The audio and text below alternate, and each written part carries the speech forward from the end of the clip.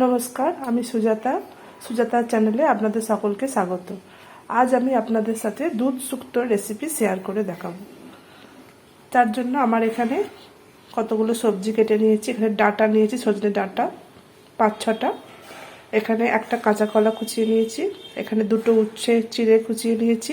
এখানে আধখানা বেগুন কুচিয়ে নিয়েছি। এখানে 3টে পটল কুচিয়ে নিয়েছি। এখানে একটা ছোট সাইজের আলু নিয়ে নিয়েছি। এখানে কয়েকটা বড়ি নিয়ে নিয়েছি।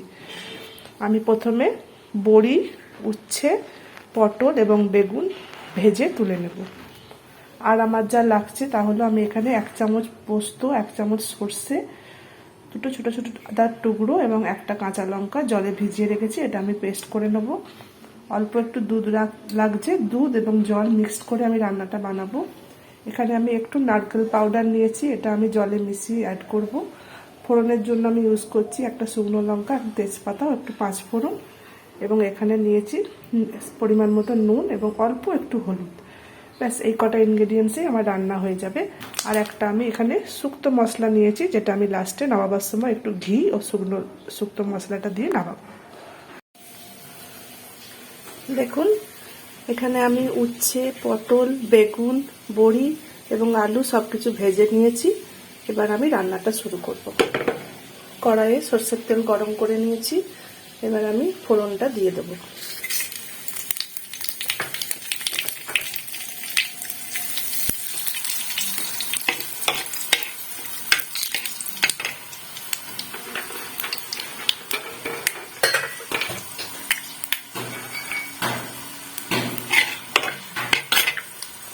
ফোড়নটা ভাজা ভাজা হলে আমি বড়ি ছাড়া বাকি সব সবজি মিশিয়ে দেব।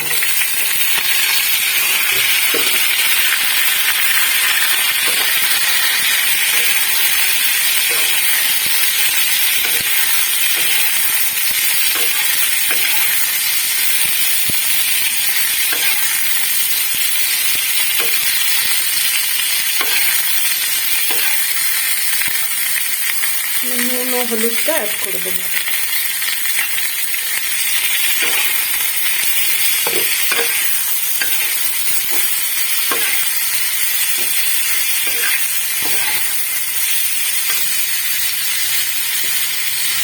দেখুন, আমি এখানে সর্ষে, আদা, পোস্ত বেটে নিয়েছি কাঁচা লঙ্কার সাথে। এবার এটা আমি মিক্স করে দেবো।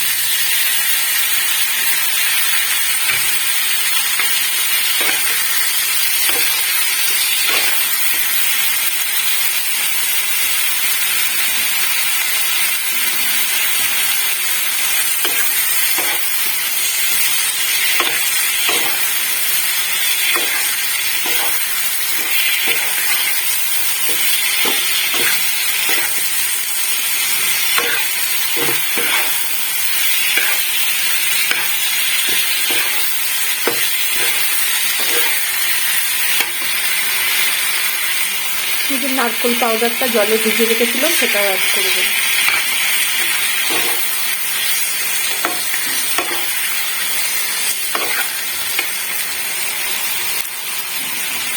এবার আমি দুধ ও অল্প জল মিক্স করে দেবো।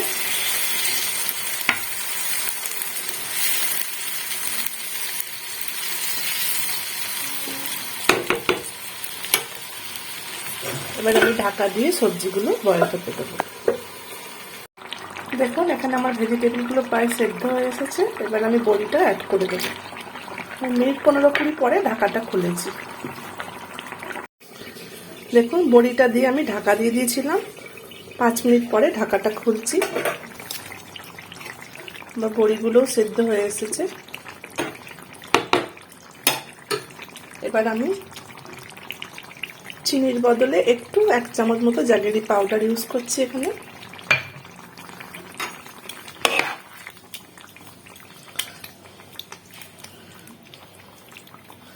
আমার শুক্তো, এখানে দুধ শুক্তো রেডি হয়ে গেছে। এবার আমি ওপর থেকে এই শুক্তো মশলাটা একটু দিয়ে দেবো।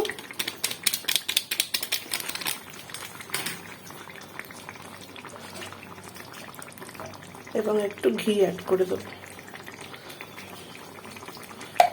গ্যাসটা বন্ধ করে ঢাকা দিয়ে দেবো। আমার দুধ শুক্তো এখানে একদম রেডি হয়ে গেছে। আমার রান্নাগুলো যদি আপনাদের ভালো লেগে থাকে তাহলে চ্যানেলটিকে সাবস্ক্রাইব করে আমার পাশে থাকবেন।